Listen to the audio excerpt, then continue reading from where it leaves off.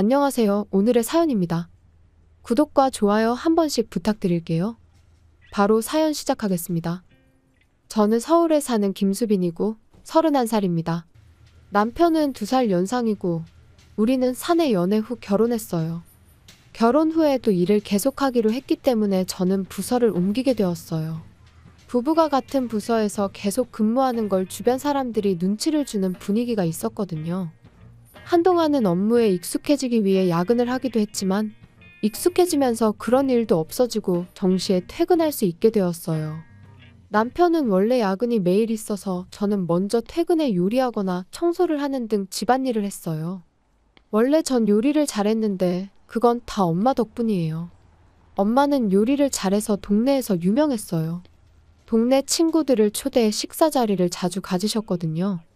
엄마가 만드는 요리는 반응이 좋아서 저도 따라하고 싶다는 생각을 많이 했어요. 제가 엄마에게 요리를 배우기 시작한 건 초등학교 때부터예요. 쉬운 계란 요리부터 시작해서 다양한 요리를 차츰차츰 익혀나갔어요.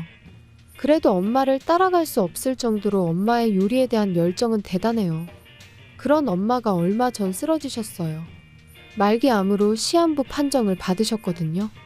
사실 아빠도 1년 전에 돌아가셨는데 엄마가 많이 외로웠을 것 같아요. 저는 당황하면서도 엄마를 위해 무엇을 할 수 있을까 고민해봤어요. 엄마는 병원 치료를 거부하고 집으로 돌아가길 원하셨어요.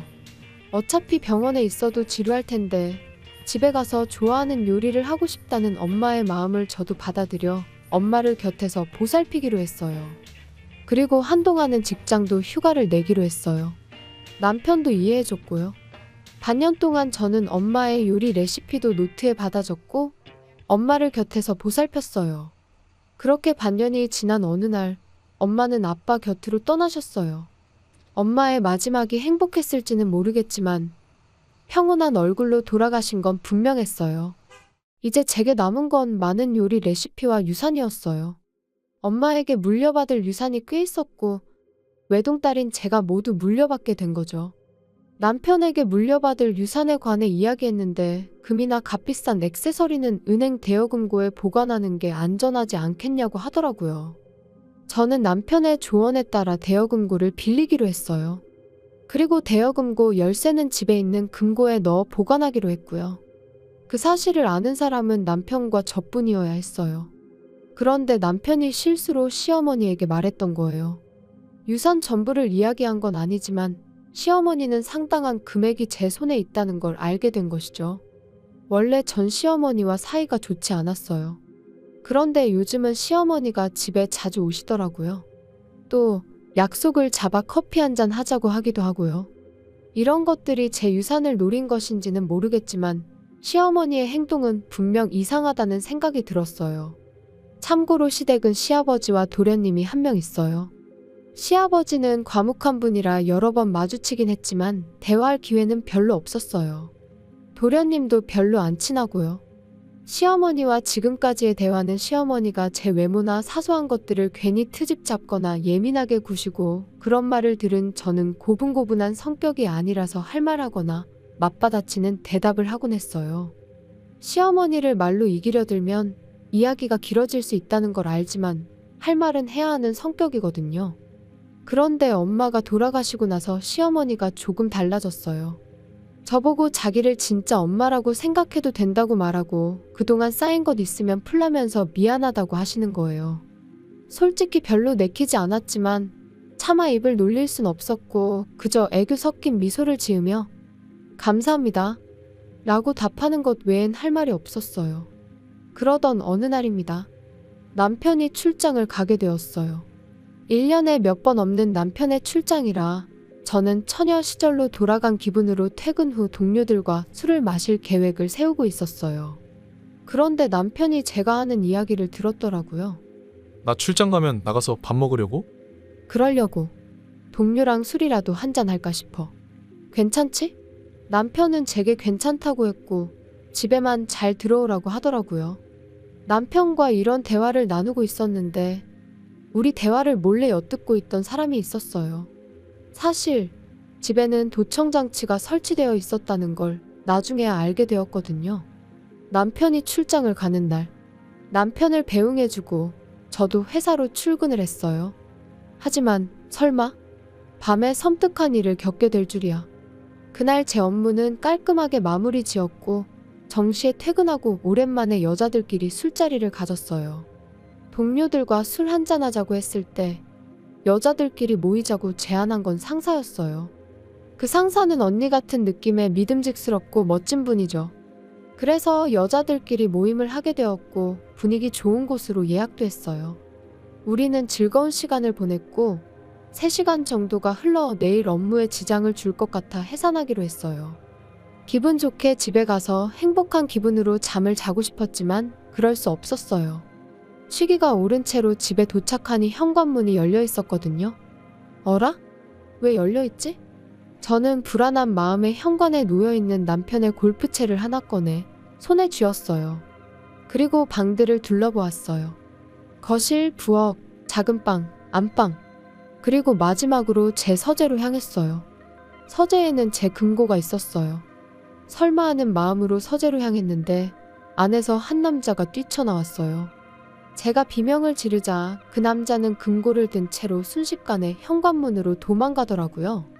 놀래서 손에 들고 있던 골프채를 휘둘러 봤지만 허공에다가 휘두를 뿐 맞진 않았어요. 그렇지만 다행히 저는 범인의 얼굴을 본 것 같았어요. 모자와 마스크로 얼굴을 가렸지만 눈이 인상 깊었거든요. 아니, 누군가를 닮았다고 해야 할까요? 범인이 도망쳐서 혼자 고민하다가 일단 누군가의 도움을 받아야겠다는 생각에 시어머니를 부르기로 했어요. 오늘 아침 남편이 무슨 일이 생기면 시어머니에게 도움을 받아라고 말했던 게 떠올랐거든요. 시어머니에게 전화를 걸었더니 20분도 안 돼서 시어머니가 엄청나게 큰 가방을 들고 오셨어요. 도대체 뭐가 들어있는 거지? 이런 생각이 들 정도로 큰 가방이었어요. 저는 20분 동안 어느 정도 범인의 정체를 파악하고선 경찰서에 갈 준비를 했어요. 시어머니는 우리 집에 도착하자마자 범인의 얼굴을 봤냐고 묻더라고요. 우선 저부터 걱정해줘야 하는 게 맞지 않나요? 그런 생각이 들었지만 일단 질문에 대한 대답으로 봤다고 했어요. 그리고 지금 당장 경찰서에 가려고 한다고 말했고 시어머니에게 함께 가자고 했어요.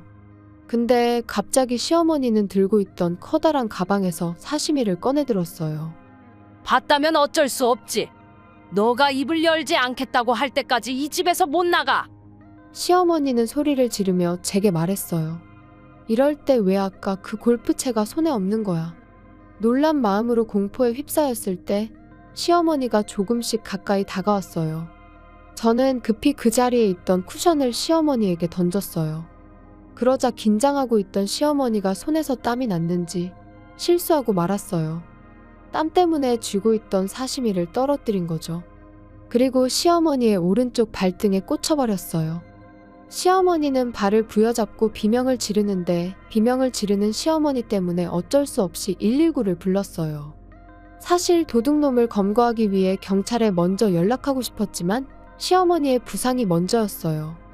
병원으로 실려간 시어머니는 자기가 다친 게 제 탓이라고 하더라고요. 인연이 그랬어요. 도둑이 들었다고 해서 달려왔는데 날 범인인 줄 알았는지 사시미를 휘두르더라고요. 정말 무서웠어요. 시어머니는 울먹이면서 애원까지 하며 필사적으로 호소했어요.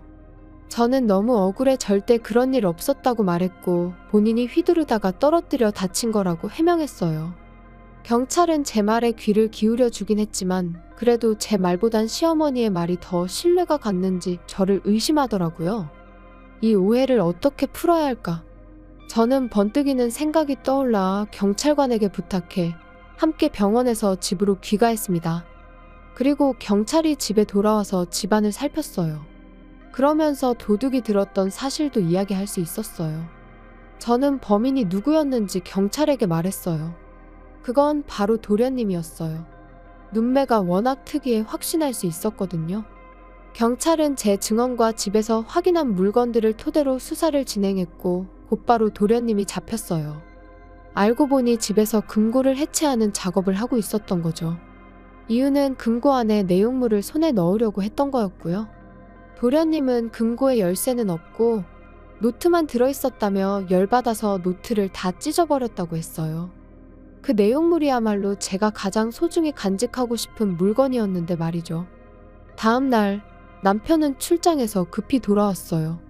그리고 남편에게 모든 상황을 이야기했어요. 먼저 집에서 경찰관에게 확인받은 물건은 소형 방범 카메라였어요. 금고를 놓을 때 남편이 혹시나 하는 마음에 방범 카메라 설치도 권유했었거든요. 현관과 금고가 놓여있던 서재에 각각 셀프로 설치했었는데 이번에 시어머니의 소행이 현관 쪽 카메라에 담기게 된 거죠. 시어머니의 행동이 모두 찍혀 있었기 때문에 제 누명도 벗을 수 있었고 도련님은 절도죄로, 시어머니는 상해죄로 체포되게 되었어요. 다음으로 도련님이 훔쳐간 금고에 관한 이야기예요. 사실 우리 집에는 금고가 2개가 있었는데 하나는 도련님이 가져간 거고 다른 하나는 대여금고 열쇠가 들어있는 금고예요. 대여금고 열쇠가 들어있는 금고는 서랍형 금고인데 서재 책상 서랍 안에 자리 잡고 있어요. 도련님이 가져간 금고에는 제게 소중한 물건들이 들어있는데 그건 엄마가 남겨주신 엄마의 요리 레시피 모음집이에요. 그런데도 그냥 노트인 줄 알고 도련님이 찢어버린 거죠. 왜 도련님이 우리 집에 도둑질을 왔는지에 대해 이야기를 들어보니 도련님은 원래 직업도 없이 방황하던 중에 최근 경마에 빠져서 빚이 생겼다네요. 그래서 빚 독촉 때문에 시어머니에게 사정을 얘기했는데 제가 유산을 꽤 많이 물려받았다는 말을 듣고 우리 집 금고를 노렸다는 것이었죠. 역시 엄마가 돌아가신 후 시어머니의 모습이 이상했던 건 이 때문이었어요. 그렇게 생각하니 정말 안타깝고 완전 콩가루 집안이에요. 도련님을 도둑으로 만든 건 분명 시어머니이니까요. 이 이야기를 들은 남편은 크게 분노했어요. 그리고 이 사실을 알게 된 시아버지도 역시 분노했고 시아버지는 곧바로 시어머니와 이혼 절차에 들어갔다고 해요. 그리고 시간이 흘러 쉽지 않았지만 시어머니와 시아버지는 어떻게든 이혼이 됐다고 하네요. 시아버지는 그래도 재산 분할은 해줬다고 해요. 그렇지만 저는 시어머니에게 합의금을 받았어요. 아마 재산 분할로 받은 돈이 저한테 합의금으로 왔을 거예요.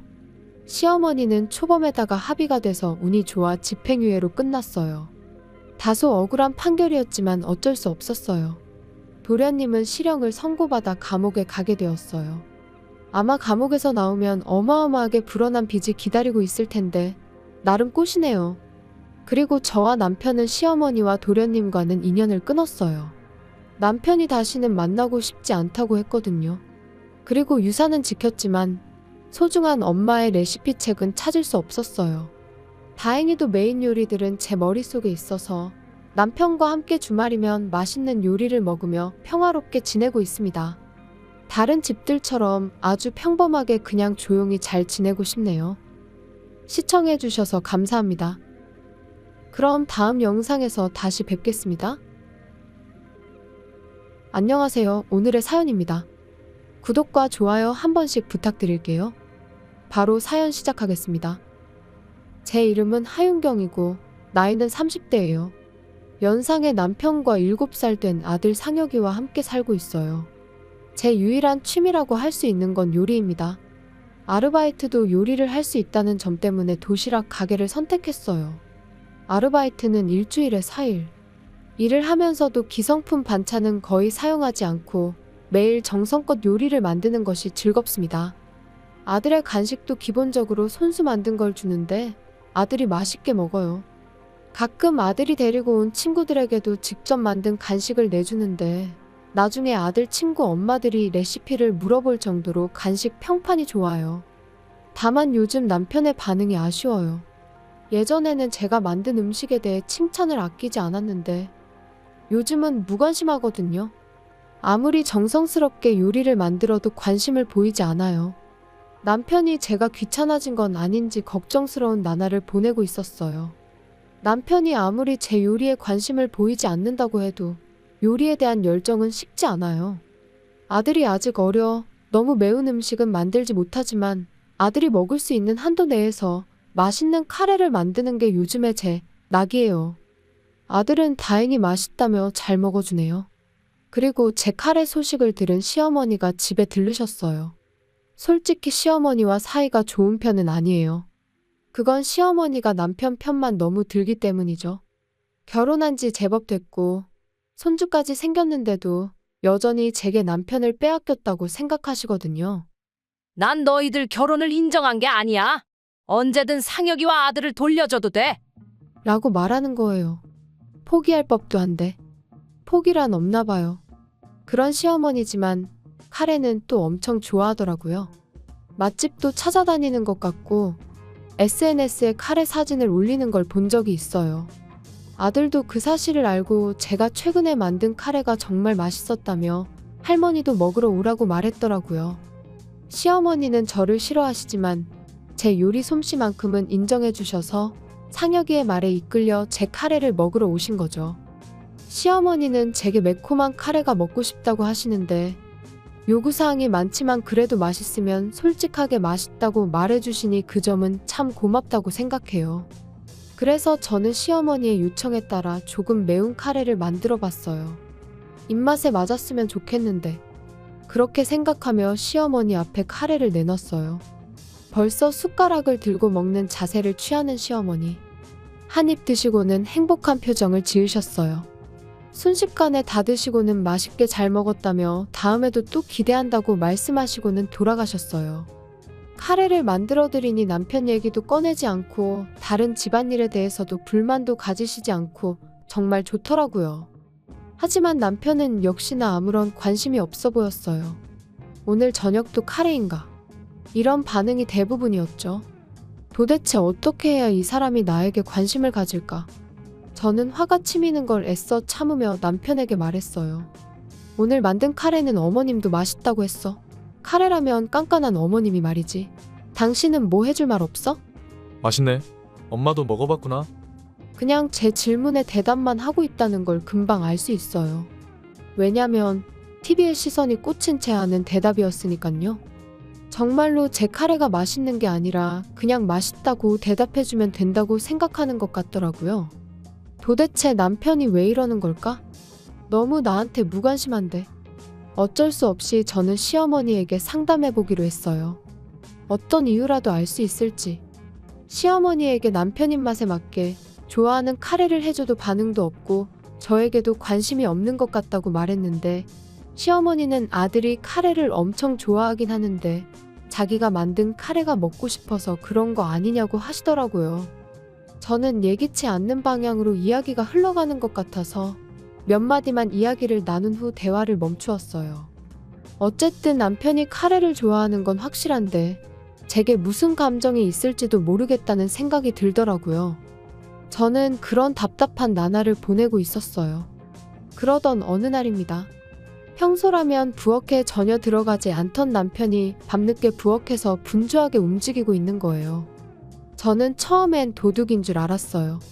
저는 혹시나 싶어 한 손에 효자손을 들고 부엌에 갔더니 거기에는 남편이 서 있었어요. 너무 화들짝 놀래서 남편에게 거기서 뭐하고 있냐고 물었어요.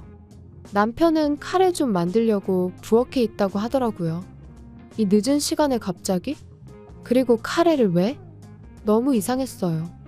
그리고는 자기는 카레밖에 만들 줄 몰라서 깜짝 놀래켜 주려고 했다고 하더라고요. 지금까지 카레를 만드는 걸 한 번도 본 적이 없는데 더군다나 이것밖에 만들 줄 모른다고. 그럼 총각 때 만들어 본 건가? 저는 어쨌든 시간이 늦었으니 내일 다 같이 먹자고 말하고 남편을 부엌에서 나가도록 했어요. 하지만 중요한 걸 남편은 깜빡 잊고 있었어요. 오늘 시어머니가 집에 주무시고 간다는 사실을 말이에요. 그리고 이후 시어머니가 엄청난 일을 저지르는데 사실 시어머니는 저와 남편의 대화를 전부 듣고 계셨어요. 그래서 남편이 말한 카레밖에 못 만든다고 말한 것도 들으셨던 거죠. 시어머니는 남편 말에 착각해서 남편이 우리 집에서 종종 카레를 만들어주는 줄로 오해하게 된 거예요. 더군다나 남편은 시어머니를 위해 카레를 만든 적이 없는데 저는 남편이 해준 카레를 먹어본 적이 있는 거로 받아들인 거죠. 시어머니는 제게 엄청난 질투를 느끼게 됐고 분노에 휩싸였나 봐요.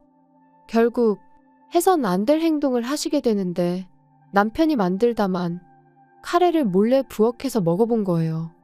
딱히 특별할 게 없는 밀키트를 데운 수준이었는데 그래도 시어머니는 맛있었나 봐요. 그래서 몰래 한 입 먹어보려다 몇 번 더 맛을 본 거죠. 시어머니가 맛보기 시작한 지 얼마 지나지 않아 부엌에서 쿵 하는 큰 소리가 났어요. 남편은 황급히 부엌으로 달려갔고 시어머니를 발견했어요.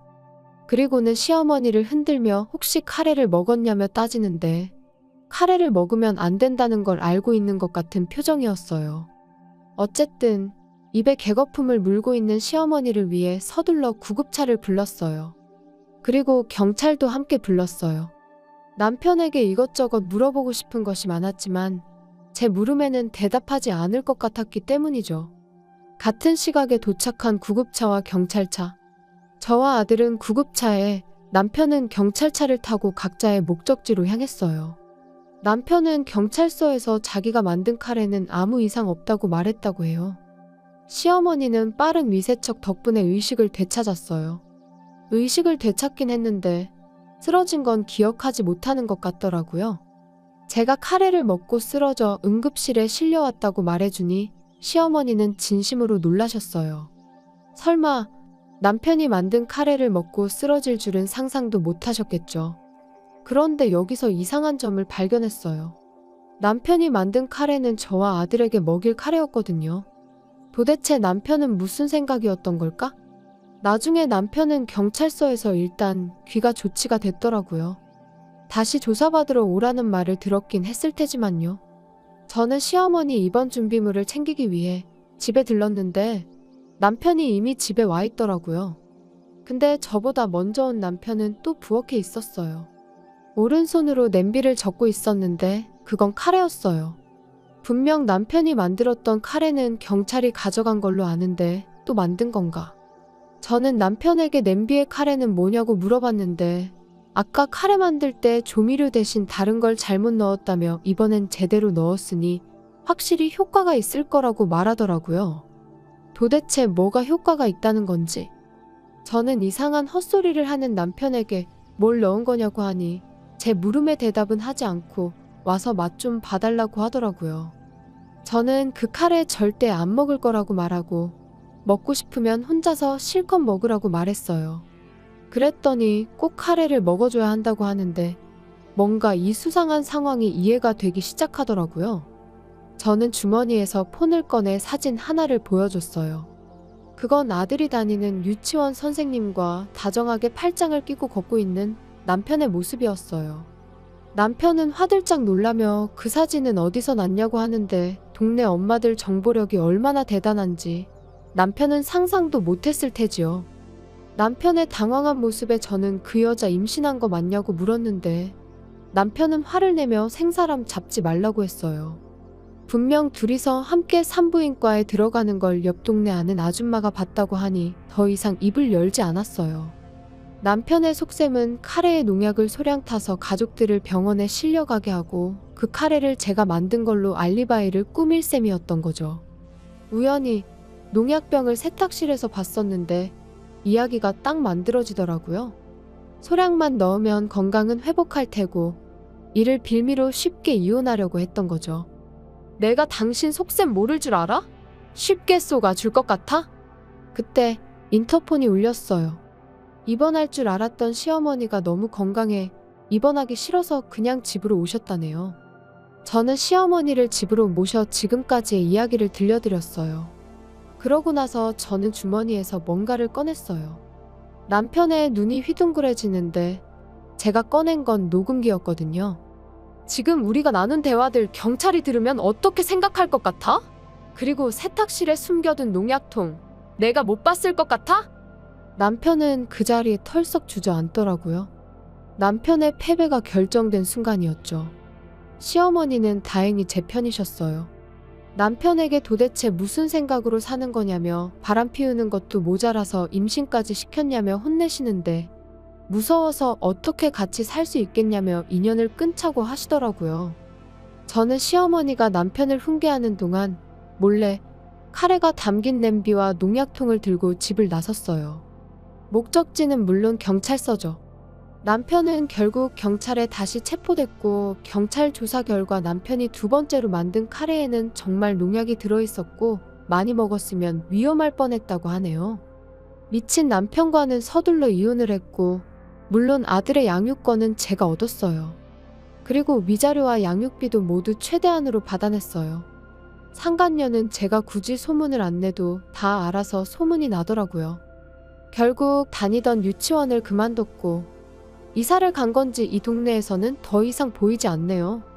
한편 저는 작은 가게를 임대해 카레 가게를 차렸어요. 이건 제 뜻보단 시어머니의 권유가 더 컸는데 카레만큼은 자신 있었던 터라 정말 진심으로 장사를 하고 있어요. 다행히 단골 손님도 생기고 동네에 입소문이 나기 시작해서 바빠지고 있네요. 시어머니와 함께 카레 종류도 다양화하며 앞으로는 더 나은 내일이 되도록 열심히 살아보려고 합니다. 시청해주셔서 감사합니다. 그럼 다음 영상에서 다시 뵙겠습니다. 안녕하세요. 오늘의 사연입니다. 구독과 좋아요 한 번씩 부탁드릴게요. 바로 사연 시작하겠습니다. 저는 지방에 살고 있는 김가영이고 올해 35살입니다. 연하의 남편과 유치원생 딸 아영이와 셋이서 살고 있어요. 우리가 사는 곳은 나름 입지가 좋은 깨끗한 신축 아파트입니다. 이 아파트에 월세로 들어왔는데 월세는 제 수입으로 해결하고 있어요. 남편은 야근은 거의 없는 회사라 대체로 정시에 퇴근할 수 있습니다. 남자 육아휴직도 가능하고 육아 지원도 잘해주는 회사인데 저와는 소득 차이가 좀 나요. 남편은 이 부분에 대해 어떻게 생각하는지 모르겠지만 저는 남편과의 소득 차이에 대해 신경 쓴 적은 없어요. 왜냐하면 남편은 돈 이상의 일을 해주고 있기 때문이죠. 그건 가사분담과 육아에 매우 적극적으로 협조해주고 있다는 거예요. 매일 딸을 어린이집에 데려다주고 그 이후에도 꼼꼼히 챙겨주죠. 그리고 저녁 준비도 해주고 세탁기 돌려주고요. 제가 야근을 마치고 돌아올 때쯤이면 저녁이 다 차려져 있어 가족이 함께 저녁을 먹습니다. 정말 남편에게 고마울 따름이죠. 그 대신 저는 아침을 담당하고 있어요. 아영의 아침을 챙기다 보니 자연스럽게 우리 가족의 아침을 담당하게 되더라고요. 참고로 청소는 서로가 알아서 척척 치우고 있네요. 이렇게 우리 가족은 하루하루 행복한 삶을 살고 있었어요. 하지만 이 생활에 조금씩 문제가 생기기 시작했어요. 가장 먼저 변화가 나타난 건 남편의 마음가짐이었어요. 우리 부부는 결혼 초에는 아이는 둘을 낳고 싶다는 소망이 있었거든요. 아영이가 3살이 되었을 때 이제 둘째를 갖고 싶어서 임신을 시도했지만 생각처럼 잘 안 되었어요. 아영이를 가질 때는 임신이 바로 됐기 때문에 아무 걱정이 없었는데 1년 가까이 임신을 시도해도 잘 안 되다 보니 조금 지쳐가는 것도 사실이었어요. 게다가 요즘 남편은 저에게 아영이만 있으면 충분하다며 저를 걱정해서 하는 말인지 결혼 초와는 다른 입장을 비췄어요. 물론 아영이만으로도 충분하다고 저도 생각하긴 하지만 그래도 아들이 있었으면 좋겠다는 생각은 계속해서 들었어요. 어쨌거나 둘째를 쉽게 포기하긴 힘들더라고요. 다음 변화는 남편의 야근 횟수가 늘어난 거예요. 야근과 거의 무관한 삶을 살던 남편이 일주일에 2-3번씩 야근을 하게 된 것이죠. 결혼하고 나서 이런 일은 없었어요. 남편이 야근하는 날, 제 퇴근 시간이 맞으면 데리러 갈 수 있지만 기본적으로 야근을 대부분 하는 저로서는 좀 힘들었어요.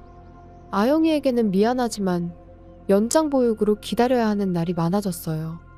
아영이에게 엄마 아빠가 일이 바빠서 미안하다고 최대한 빨리 갈 테니 조금만 기다려 달라고 했더니 딸은 기특하게도 친구들이랑 놀고 있으면 된다고 걱정하지 말라고 대답하더라고요. 괜찮겠지? 싶으면서도 괜히 신경이 쓰여서 너무 힘들었어요. 그리고 왜 이 시기에 남편의 야근이 갑자기 늘어났는지 의아했어요. 딱히 성수기도 아니었고 설령 성수기라 하더라도 지금까지 야근하는 걸 본 적이 없었거든요. 이건 남편에게 직접 물어볼 수밖에 없을 것 같았어요. 당신 최근에 왜 이렇게 야근을 많이 해? 혹시 부서를 옮겼어? 아니면 승진이라도 하기로 된 거야? 그러자 남편은 신입사원들 교육을 담당하는데 업무 매뉴얼이 오래돼서 수정하느라 야근을 한다고 하더라고요. 저에게 생각보다 오래 걸릴 것 같다며 저녁밥도 함께 못 먹고 미안하다고 했어요. 저는 이유를 들었으니 오래 걸리더라도 2주 정도면 충분할 거라고 생각했어요. 하지만 남편의 야근은 계속되었고 3개월 넘게 지속되었어요. 아영이는 여전히 연장 보육으로 기다리는 날이 계속됐고 저녁도 남편이 없는 날이 많아졌어요. 그러던 어느 날 딸이 아빠가 해준 밥이 먹고 싶다고 하는 거예요. 아영이의 말 한마디에 저는 남편에게 매뉴얼 만드는 건 도대체 언제 끝나냐고 강한 어조로 남편을 몰아붙였어요. 그러자 남편은 시끄럽다며 자기도 일이 바쁠 때가 있는데 왜 재촉하냐며 화를 내더라고요. 그러면서 저보고 제가 매일 야근하는 건 괜찮고 자기 야근하는 건 싫냐며 잔소리하지 말라고 했어요. 설마 남편에게 시끄럽다는 말을 들을 줄이야. 지금까지 이런 말을 들은 적이 없었어요. 남편의 말에 충격을 감추지 못한 저는 다음 말이 나오지 않았어요. 남편은 아직 말이 안 끝났는지 계속 말을 이어나갔어요. 나도 가끔은 집안일이나 쉬고 싶을 때가 있어. 동료들은 다들 집안일은 아내가 다 한다고 하더라. 물론 아영이는 내가 봐줄게. 내 천사니까. 하지만 그 외의 집안일 분담은 다시 생각해봐야겠어. 이것이 남편의 진심이었어요. 저는 남편이 저를 좋아해서 집안일을 도와주는 줄 알았어요. 이렇게 남편의 속마음을 알게 되면서 우리 부부의 가사분담은 크게 바뀌게 되었어요. 아영이의 바람을 들어주고 싶었던 남편은 아침밥만 만들어 주기로 했어요. 그리고 그 외의 집안일은 제가 하기로 했어요. 분명히 제 몫이 늘어났지만 남편의 속마음은 집안일 하기 싫다는 게 진짜 속마음인 거죠. 어쩔 수 없이 저는 야근을 최대한 안 하는 쪽으로 머리를 써봤어요. 일찍 일어나서 출근하는 건 힘들지만 저녁에 일찍 퇴근할 수 있는 날이 많아지니 지금 상황에선 최선이라고 생각했거든요. 아영이와의 시간도 만들 수 있고 밤에 청소나 빨래를 하면 되니까요. 시간이 흘러 한 달이 지났어요. 남편은 휴일에 혼자 외출을 하더라고요. 지금까지는 혼자서 휴일에 외출하는 일은 거의 없었는데 집에 있어도 하는 거라곤 아영이와 놀거나 폰을 하거나 둘 중 하나긴 하지만요. 어쨌거나 남편이 수상했어요. 아무리 생각해도 이상했거든요. 그래서 저는 어쩔 수 없이 남편의 뒷조사를 사람을 시켜 해봤어요. 결과가 나오기까지 저는 아무것도 모르는 척하며 남편을 평소처럼 대했어요. 다만 결과에 따라 앞으로의 생활을 어떻게 할 건지, 아영이를 어떻게 할 건지를 잘 생각해 봐야겠다는 생각이 들었어요. 몇 주 후 결과를 듣게 되었어요. 역시나 남편은 바람을 피우고 있더라고요. 상대방은 올해 입사한 신입사원인데 20대 중반의 여자애였어요. 상대방에 대해서도 함께 조사를 해주셨더라고요. 그리고 제가 가장 충격을 받았던 건 그 여자가 산부인과에 다니고 있다는 거였어요. 주변에는 임신했다고 말하지 않은 것 같지만 몸이 안 좋아서 최근에 회사를 쉬는 날이 많아졌다고 하는 걸 보니 임신이 맞는 것 같았어요. 저와는 아이를 안 갖겠다고 했으면서 상간녀를 임신시키다니. 충격 뒤에 찾아온 건 분노가 아닌 허망함이었어요. 그렇다고 아영이를 위해 일상을 무너뜨릴 수는 없었어요. 언제 남편에게 복수를 해야 하나 고민하고 있었는데 공교롭게도 일이 한창 바쁜 시기가 되었어요. 남편은 그걸 알면서도 우리 가족이 아닌 상간녀를 선택한 거죠. 남편에게 반드시 혹독한 죗값을 치러주기로 마음먹었어요. 어느 날 바쁘게 일하는 중에 모르는 번호로 전화가 걸려왔어요. 혹시 손님인가 싶어 전화를 받았는데 남편의 상사라고 하더라고요. 저에게 남편이 회사에서 쓰러졌다며 바로 병원으로 와달라고 말하는데 예전 같았으면 바로 병원으로 뛰쳐갔겠지만 지금의 저는 그런 기분이 들지 않았어요. 그래서 저는 병원에 가기 싫으니 그냥 남편에게 죽으라고 전해달라고 했어요. 그랬더니 상사분께서 당황하시던데 저는 무시하고 전화를 끊었어요. 계속 전화가 왔지만 모두 무시했어요. 남편의 상태는 나중에 시부모님이 집에 오셔서 알려주셨어요. 제가 병원에 안 가서 시부모님께 연락이 갔다고 하더라고요. 참고로 상간녀는 시부모님이 아는 한 병원에 오지 않았다고 했어요. 남편은 어렸을 때부터 천식을 앓고 있었고 성인이 되어서도 가끔 발작을 일으켰었는데 이번에는 그 발작이 심했던 것 같고 그래서 병원으로 응급 이송이 됐다고 해요. 계절이 바뀌는 시기에는 스스로도 주의하고 있었는데 아마 상간녀가 임신하면서 주의를 소홀히 했던 것 같아요. 시부모님은 저에게 왜 병원에 안 갔냐고 화내시는데 남편 뒷조사한 걸 알려드리자 난처한 표정을 지으시며 오히려 제게 사과를 하셨어요. 당연히 시부모님은 이런 사실을 모르셨을 테고 제 행동을 이해한다고 하시더라고요. 시아버지는 제게 그 상간녀와 헤어지도록 남편을 설득해보라고 하셨어요. 어떻게든 부부 사이를 유지하는 게 낫지 않겠냐고 하시는데 저는 고민을 많이 했던 터라 제 생각을 말씀드렸어요. 아버님 죄송합니다만 남편과는 계속 살 생각이 조금도 없어요. 저를 배신한 죗값을 꼭 치르게 할 거예요. 그러자 시어머니는 같은 여자로서 제 의견에 동의하시는지 절대 용서할 수 없는 상황이라며 도와줄 게 있으면 뭐든지 도와주겠다고 하시더라고요. 시어머니의 말에 저는 정말로 기뻤어요. 시아버지는 잠시 생각하시더니 아무리 아들이라도 이건 책임을 져야 할 일이라며 시부모님 모두 제 편이라고 하셨어요. 저는 남편의 5일간의 입원 생활 동안 단 한 번도 병문안을 가지 않았어요. 시어머니는 매일 가셨지만 상간녀 같은 사람은 보지 못했다고 하더라고요. 남편이 입원하는 동안 제가 가장 먼저 한 일은 도어락 비밀번호를 바꾸는 것이었어요. 남편이 이 집에 한 발자국도 들어오지 못하게 하고 싶었거든요. 그리고 남편의 개인 소지품은 보관이사를 불러 컨테이너에 보관시켰어요. 침대 등 부피가 큰 것들도 모두 보관시켰고요. 옷을 좋아하는 남편은 브랜드 옷을 많이 가지고 있어서 팔아서 돈으로 바꿀 수도 있었겠지만 나중에 뭐라고 하면 괜히 곤란할 것 같아 그냥 보관이사를 이용하게 된 거죠.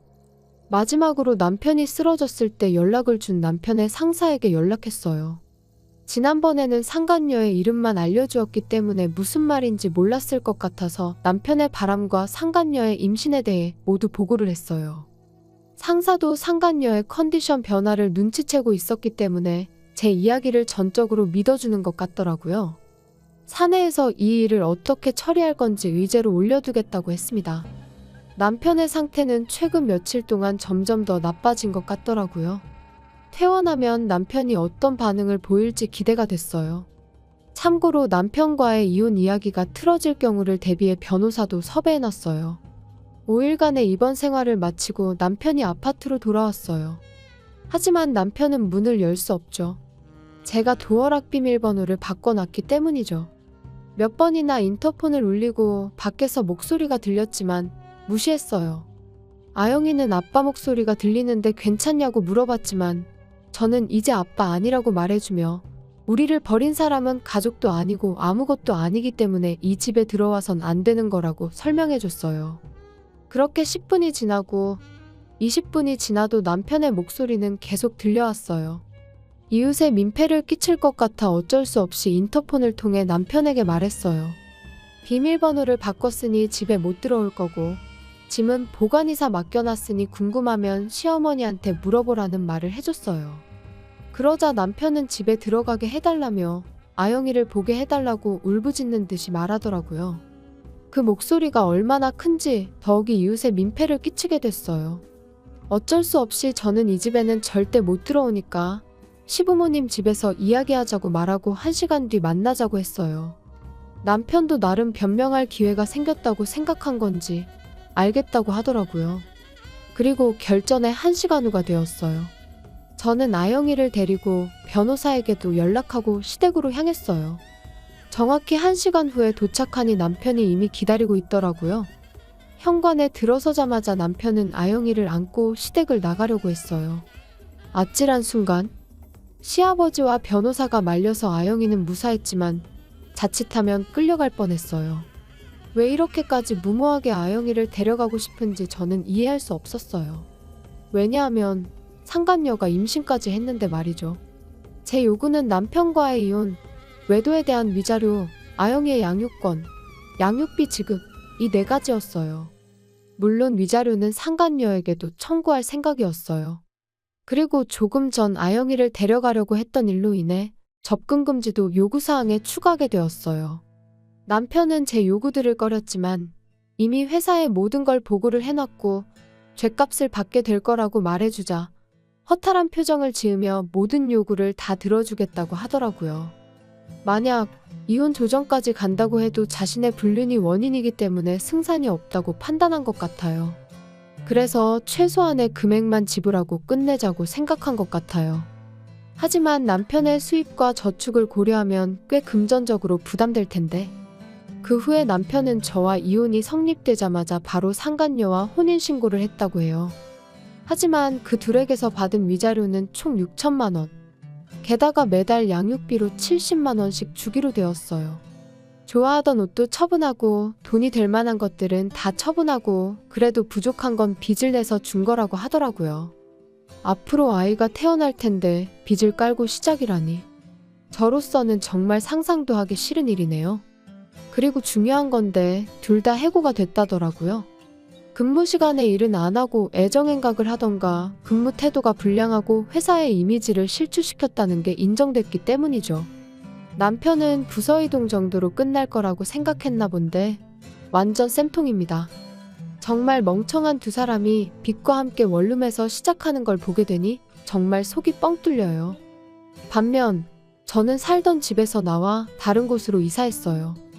딸한테는 유치원을 옮기게 돼서 미안하다고 했는데 괜찮다며 엄마랑 함께 살 수만 있다면 어디든 상관없다고 오히려 저를 다독여 주더라고요.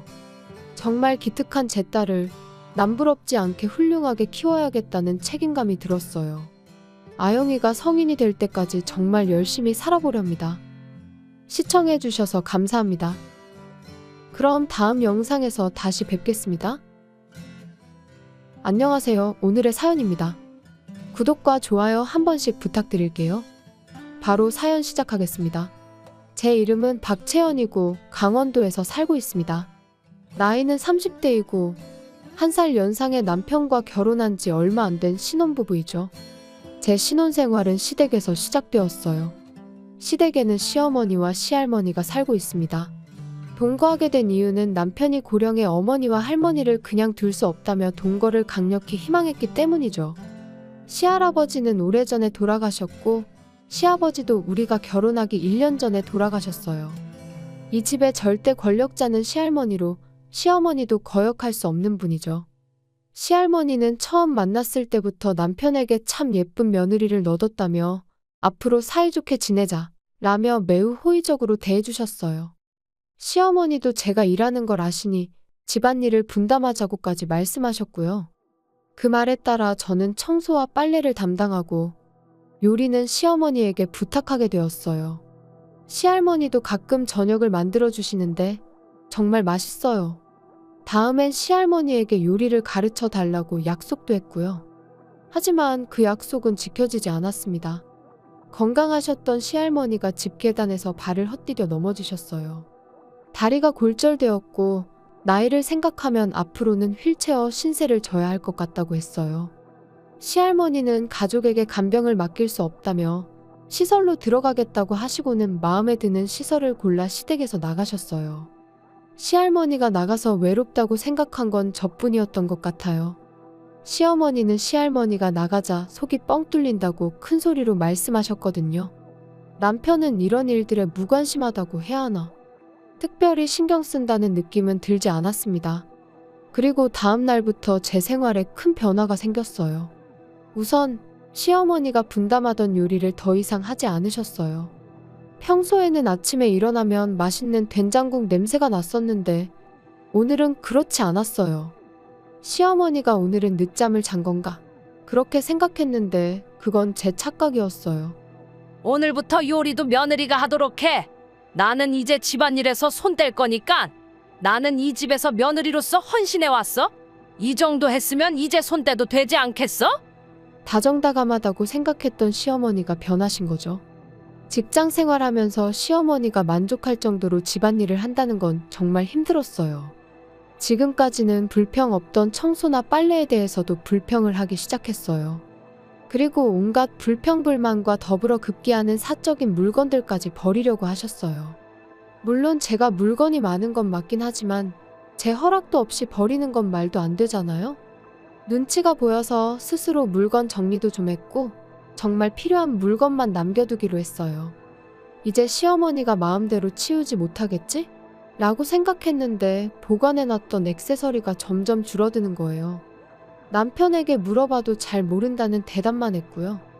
그런데 며칠 후 시어머니가 제 액세서리를 착용하고 계신 걸 봤어요. 그 액세서리 제 것 아니냐고 물었더니 시어머니가 제 물건들이 정리 안 돼 있는 것 같아서 자기가 정리 좀 해줬다며 버리기에는 아까워 보여서 자기가 쓰기로 했다고 웃으며 말하는 거예요. 저는 웃음 뒤에 의도가 있다는 게 느껴졌어요. 본인이 원하는 걸 뺏기 위해 거짓말로 포장을 하는 거죠. 저는 인정할 수 없어 시어머니에게 몇 번이나 돌려달라고 말했지만 버릴 만한 물건들이었는데 뭘 돌려달라고 하냐며 계속 변명하셔서 돌려받을 수 없었네요. 그리고 가장 심하게 시달린 건 요리였어요. 원래도 제가 요리에 자신이 없긴 했어요. 제 스스로도 제가 한 음식이 그렇게 맛있다고 느껴지지 않거든요. 하지만 시어머니가 지나치게 나무라시는데 사람이 먹을 수 있는 음식이 아니라는 말까지 하셨어요. 심할 땐 제가 보는 앞에서 쓰레기통에 버리기까지 하셨거든요. 쓰레기통에 버리고 나서는 남편에게 외식이나 하자며 남편을 데리고 외식하러 나가기도 했어요. 남편도 중간에 껴서 힘들겠지만 그래도 제 남편이니 조금이라도 절 감싸줬으면 좋으련만 아무 말 없이 시어머니의 말을 따르고 있는 거예요. 그리고 외식을 가기 전에 저만 들리도록 엄마가 싫어하거나 엄마 입맛에 안 맞을 만한 음식은 만들지 말라고 작게 중얼거리며 나갔고 혼자 남겨진 저는 남은 음식을 쓸쓸히 먹을 수밖에 없었어요. 오히려 평소보다 더 잘 만들어서 맛이 없지 않았는데 속상했습니다. 그렇게 시어머니와 남편에게 무시당하던 나날이 계속되고 있을 때 제 일상 속 힐링은 시할머니를 만나러 가는 것이었어요. 제 부모님은 멀리 살고 계셔서 자주 찾아뵙지 못하고 유일하게 시할머니에게만 집에 대해 이야기를 할 수 있었거든요. 시할머니와 이런저런 이야기하다가 제가 만든 음식을 시어머니가 버리기도 한다는 이야기를 솔직히 말씀드렸더니 저보다 더 화를 내주셨어요. 정성 들인 음식을 함부로 버리면 벌 받는다며 도대체 무슨 생각으로 그런 말들을 하는지 이해할 수 없다고 화내주신 거죠. 그리고 제 편을 들어주지 않는 남편도 함께 욕해주셨어요. 저보다 더 화내주시는 시할머니를 만나니 힐링되는 기분이었습니다. 그리고 시할머니께서 가장 자신있고 다들 맛있어하는 요리들을 알려주시겠다며 제게 레시피를 받아 적으라고 하셨고 저는 5개 정도의 요리를 받아 적었어요. 모두 쉽게 만들 수 있는 요리였고 너무나도 감사했어요. 그날 저녁에 저는 시할머니가 알려준 레시피로 바로 만들어 보았어요. 시어머니는 조금 놀란 듯한 표정을 지으며 맛있다고 하셨어요. 시할머니가 해주시던 맛과 비슷하다며 너무 맛있게 드셔서 시할머니에게 감사함을 느꼈어요. 그렇게 몇 달이 지나니 청소나 빨래로 잔소리 듣는 일도 거의 없어지고 요리도 점점 자신감이 붙어 나름 맛있다는 평도 받기 시작했어요. 나름대로 인정을 받는구나 하며 스트레스가 점점 줄어갈 무렵 저는 조금씩 또 다른 문제들을 느끼기 시작했어요. 그건 제가 시어머니에게 말을 걸어도 대답을 해주시지 않는 거예요. 그건 남편도 마찬가지였어요. 제가 어떤 질문을 해도 대답을 하지 않거나 싫다고만 하는 원론적인 대답만 하더라고요. 전혀 제 이야기를 듣고 있다는 느낌을 받을 수 없었어요. 그런 상태가 일주일이 지나고 나서야 저는 비로소 깨달았어요. 지금 내가 무시당하고 있구나. 투명인간 같은 존재가 된 거구나. 저는 반발심에 집안일도 대충 하고 바닥에 쓰레기도 흩뿌려 놓고 무언의 시위를 했어요. 저를 그저 가정부로만 취급하는 걸 절대 용납할 수 없었거든요. 이 일을 몇 번이나 시어머니에게 상담도 해봤지만 그때마다 그런 건 스스로 해결하라고 하더라고요. 저는 뾰족한 해답을 찾지 못한 채 무시당한 지 1년이 지나가 버렸어요. 요즘은 있어도 그만, 없어도 그만인 투명인간 같은 취급에 완전 익숙해져 있어요. 왜 이혼하지 않고 계속 사는지 저도 잘 모르겠지만 아마도 이 나이에 이혼녀가 되는 게 두려웠던 것 같아요. 저는 그런 와중에도 시할머니를 만나러 가는 일은 계속했어요. 눈치 빠른 시할머니는 분명 제가 뭔가를 숨기고 있다는 걸 알고 계시겠지요. 하지만 제가 말하기를 기다리시는 건지 특별히 물어보시는 건 없으셨어요. 매번 제가 가지고 간 과자를 둘이서 먹고 잡담을 나누며 즐거운 시간을 보내는 게 다였거든요. 그리고 지금도 가끔 시할머니가 직접 알려주는 레시피를 받기도 합니다. 하지만 시어머니도 남편도 아무런 반응을 보이지 않아 두 사람의 반응을 시할머니에게 전할 수 없는 것이 너무 아쉬웠어요.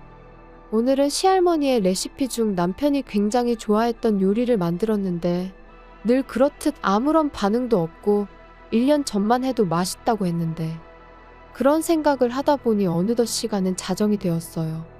내일을 위해 잠을 자야겠다고 생각하고 물 한 잔 마시고 자려고 부엌으로 향했는데 아니나 다를까 쓰레기통에서 불이 난 거예요. 얼른 물을 뿌리자 싶어서 큰 그릇에 물을 가득 담아서 뿌렸는데 불길이 사그라지지 않았어요. 이러다 큰일 나겠다 싶어 뛰쳐나가야겠다는 생각이 들어 저는 남편과 시어머니에게 가려고 했어요. 하지만 어차피 무시당할 게 뻔한데 라는 생각이 문득 들더라고요. 그래서 저는 두 사람에게 알리지 않고 혼자서 뛰쳐나왔어요. 그리고 밖으로 나가자마자 119에 전화를 했어요. 소방관이 금방 올 거라고 했지만 이웃 주민들에게 불이 났다고 알려주며 돌아다녔어요. 소방차는 5분도 채 안 돼서 왔고 곧바로 화재 진압을 시작했어요. 저는 집안에 아직 2명이 있다는 것도 알려줬어요. 그동안 저를 무시하던 두 사람에 대한 제 나름대로 배려라고 생각해 주셨으면 하네요. 먼저 부엌에서 가까운 방에서 자고 있던 시어머니가 구조되었어요. 시어머니의 얼굴에 큰 화상을 입은 걸 볼 수 있었어요. 그 다음에는 작은 방에서 자고 있던 남편이 구조됐어요. 연기를 많이 마신 탓인지 휘청이고 있었지만 눈에 보이는 큰 화상은 없어 보였어요. 어쩌면 뜨거운 공기를 많이 마셔 목에 화상을 입었을지도 모른다는 생각이 들었고 두 사람 모두 구급차에 실려 인근 종합병원으로 옮겨졌어요. 저는 어떻게 해야 할지 고민됐지만 화재가 진압되는 걸 지켜보기 위해 그 자리에 남아있기로 했어요. 그리고 시할머니에게 불이 났다고 문자를 보내놓았고요.